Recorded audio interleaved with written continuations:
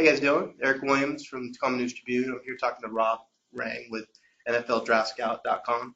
Wanted to talk a little bit about the 2009 draft with Seattle having a top 10 pick coming up.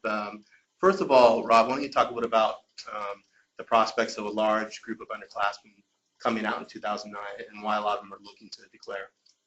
Well, I think you're going to see more underclassmen declare this year than in the past, is because there's been a lot of rumors about the collective bargaining agreement that there's going to be a rookie salary cap imposed in the future. And so if that does happen, then the agents, the media, there's going to be a lot of talk that these underclassmen players are going to want to try and take advantage of the fact that there isn't a cap right now, try and make as much money as they can. So in my talking with scouts and GMs and things like that, it sounds like there are going to be significantly more players and significantly more of the underclassmen looking to come out this year. Last year broke the record. I think it's going to break again this year as well.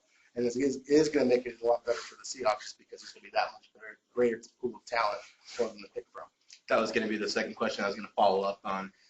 Is this going to be one of the more talented classes then? If that does happen, a lot of guys do end up declaring, I think it's January 15th is the day. It is. January 15th is the deadline, and I do think it's going to end up being one of the stronger classes because, as you just mentioned, that with so many more underclassmen coming in, especially at positions of need. This is a senior class. It's very strong in the offensive line, but it's weak at quarterback, it's weak at running back, it's weak at receiver. It's weak in a lot of positions, the so-called skill positions. And so I think that's where you're going to see the underclassmen really make this a much better class, a much flashier class, because you are going to see an influx of those underclassmen coming at that spot.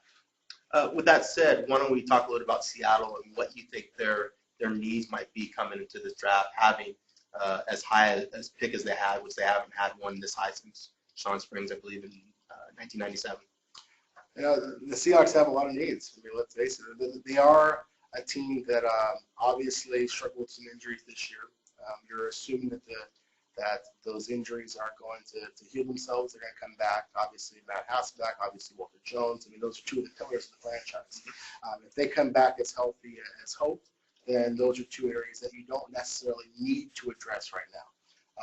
If there is a feeling within the organization that those two players, for example, are not going to come back as healthy, then obviously quarterback and offensive tackle are going to be two huge areas of need.